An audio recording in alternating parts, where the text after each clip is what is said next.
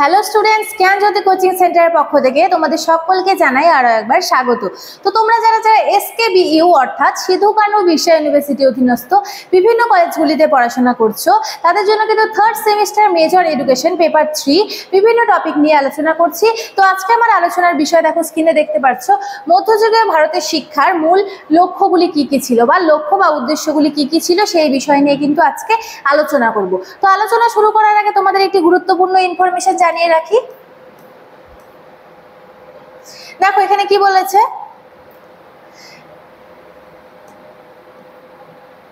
দেখো তোমরা যারা যারা SKBU অর্থাৎ সিধু কানু বিশ্ব ইউনিভার্সিটি অধীনস্থ বিভিন্ন কলেজগুলিতে থার্ড সেমিস্টারে পড়াশোনা করছো, তাদের কিন্তু অল কোর্স ফি রয়েছে অনলি 599 রুপিস।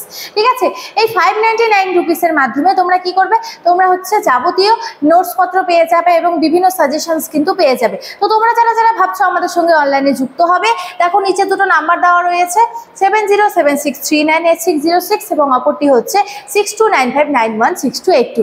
এই দুটি নাম্বারের মধ্যে যে কোনো একটি নাম্বারের সঙ্গে যোগাযোগ করে তোমরা আমাদের সঙ্গে কিন্তু যুক্ত হয়ে যেতে পারো। তো চলো দেরি না করে আমরা আলোচনায় ফিরে যাচ্ছি। দেখো মধ্যযুগীয় ভারতের শিক্ষার মূল লক্ষ্যগুলি কি কি ছিল এ বিষয়ে কিন্তু আজকে আমি তোমাদের সঙ্গে এখন আলোচনা করব। মূল লক্ষ্য বলতে এখানে কি বলা আছে, দেখো মধ্যযুগীয় ভারতের শিক্ষার মূল লক্ষ্য ছিল শিক্ষার্থীদের আধ্যাত্মিক, বৌদ্ধিক ও নৈতিক বিকাশ সাধন করা। ঠিক আছে, এর মূল উদ্দেশ্য ছিল এবং যা মূলত আত্মোপলব্ধি ও জাগতিক মায়াজাল থেকে মুক্তি লাভের মাধ্যমে সম্ভব হতো।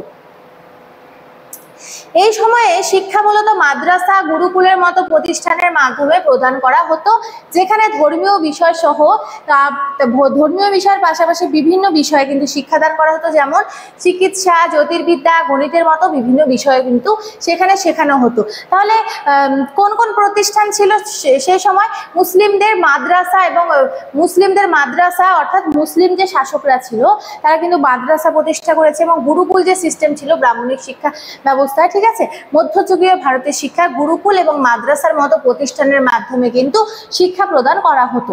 এবং কি দেখো এখানে শিক্ষার লক্ষ্য উদ্দেশ্যগুলির মধ্যে গুরুত্বপূর্ণ বিষয় হচ্ছে আত্ম উপলব্ধি বা আধ্যাত্মিক মুক্তি। এক্ষেত্রে কি বলা যায়, দেখো শিক্ষার প্রধান উদ্দেশ্য ছিল আত্মকে উপলব্ধি করা অর্থাৎ নিজেকে উপলব্ধি করা। ঠিক আছে, নিজেকে চিনতে পারা এবং কি ছিল জাগতিক বিষয়বস্তু মায়াজাল থেকে মুক্তি লাভ করা।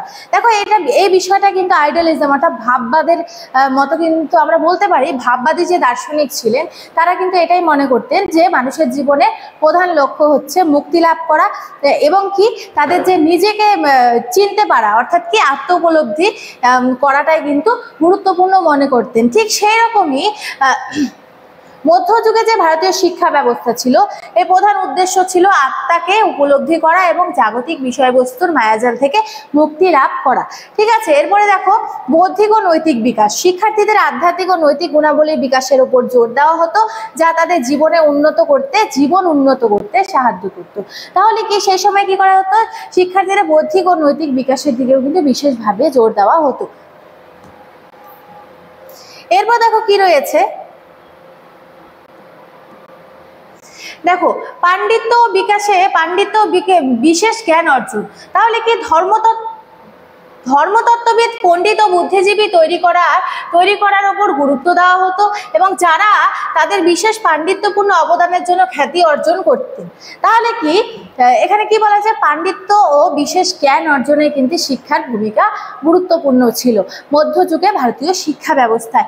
এরপরে দেখো আধুনিক ও সামাজিক উন্নয়ন। শিক্ষা কেবল ধর্মিক ক্ষেত্রে সীমাবদ্ধ ছিল না, বরং চিকিৎসা, জ্যোতির্বিদ্যা এবং গণিতের মতো যে বিষয়গুলি ছিল সেগুলি কিন্তু শেখানো হতো, যা সমাজকে আধুনিক করে তুলতে কিন্তু সাহায্য করত। এবং দেখো ধর্মীয় শিক্ষা ছিল। ধর্মীয় শিক্ষা কি মধ্যযুগের শিক্ষার একটি প্রধান উদ্দেশ্য ছিল ধর্মীয় জ্ঞান ও নীতি প্রচার করা। ঠিক আছে, তাহলে এর মূল উদ্দেশ্য কি ছিল, ধর্মীয় জ্ঞান এবং বিভিন্ন যে নীতি রয়েছে সেগুলিকে কিন্তু প্রচার করা। ঠিক আছে, এবার দেখো জ্ঞানের প্রসার। ধর্মীয় শিক্ষার পাশাপাশি গণিত, জ্যোতির্বিদ্যা ও ঔষধের মতো ব্যবহারিক ও জ্ঞান বিজ্ঞানের বিষয়গুলোও কিন্তু এখানে শেখানো হতো মধ্যযুগে ভারতীয় শিক্ষা ব্যবস্থায়। তো এখানে কি জ্ঞানের প্রসার, ধর্মীয় শিক্ষার পাশাপাশি গণিত, জ্যোতির্বিদ্যা এবং ঔষধের মতো ব্যবহারিক, এটা কিন্তু দুবার হয়ে গেছে লাইনটা, তোমরা কিন্তু এটা দেখে নিও। ঠিক আছে, এরপর দেখো যেটা রয়েছে শিক্ষা ব্যবস্থার পরিবর্তন। তো কি শিক্ষা ব্যবস্থার কিন্তু কিন্তু সেই সময় পরিবর্তনে এসেছিল। প্রথমে কিরকম পরিবর্তন এসেছিল? মুসলিম শাসনের আগে ভারতে মূলত বৈদিক শিক্ষা অর্থাৎ ব্রাহ্মণ শিক্ষা প্রচলিত ছিল, যা গুরুকুল কেন্দ্রিক ছিল। তাহলে কি ব্রাহ্মণিক যে শিক্ষা ব্যবস্থা ছিল সেটা কিসের উপর ভিত্তি করেছিল? গুরুকুল কেন্দ্রিক কিন্তু ছিল। এবং দ্বিতীয় দেখো, মুসলমানদের আগমনের পর বিশেষ করে সুলতানদের অধীনে মাদ্রাসা ও মক্তব প্রতিষ্ঠা পায় এবং শিক্ষার ধারা পরিবর্তন হতে থাকে। তাহলে কি প্রথমে কি ছিল? প্রথমে হচ্ছে যে ব্রাহ্মণ শিক্ষা ব্যবস্থা ছিল। ব্রাহ্মণ শিক্ষা ব্যবস্থায় কিন্তু কি করা হতো? গুরুকুল সিস্টেম ছিল, ঠিক আছে, শিক্ষা কিন্তু গুরুকুল কেন্দ্রিক ছিল। এবং কি দ্বিতীয়ত হচ্ছে মুসলমানদের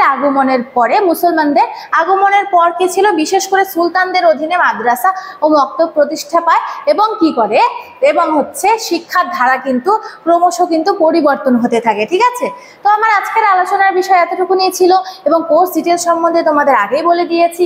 ঠিক আছে, তো ভিডিওটি শুরু থেকে শেষ পর্যন্ত দেখার জন্য থ্যাংক ইউ।